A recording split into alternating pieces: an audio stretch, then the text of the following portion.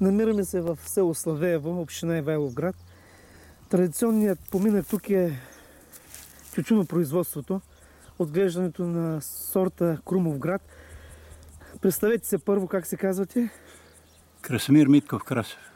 А от колко години отглеждате тютюни? От 30 години сигурно. Какви цени миналата година, каква цена беше на тютюна? 5 лева. 5 лева. Изкупна цена. В селото доста се гледа тютюн. Колко са долу-горе производителите? Едно към 100 семейства сигурно имат. 100 семейства. Друго да ви питам, така поглеждайки назад през тези години, които местната власт съдейства на селското стопанство, доволни ли сте от общината? Как виждате управлението? Всичко добре ли е към вас? Не, към общината нямаме нищо напротив. Ама тютюн общо взето не е оправен тютюн. На безценица е тютюн.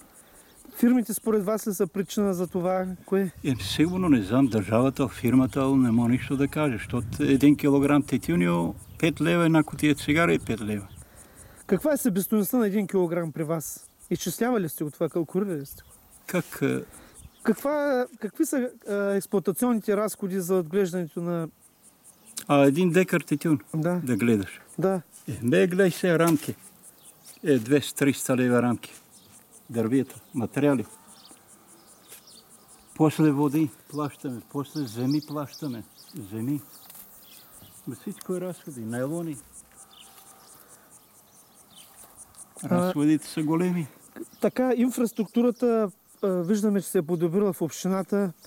Каква оценка бихте дали на местната власт? Добра е. Сега е добра. Сега е добре, а преди предишното управление, как го виждате? Преди не беше, не правиха и така просто. Не се занимава просто така. Всичко построено, всичко правено. Доволни сте от... Много. Яна Овчарова работи добре? Много. Доволно. Каква оценка бихте и писали? Ако по шестобалната система? Право петица. Петица? Да.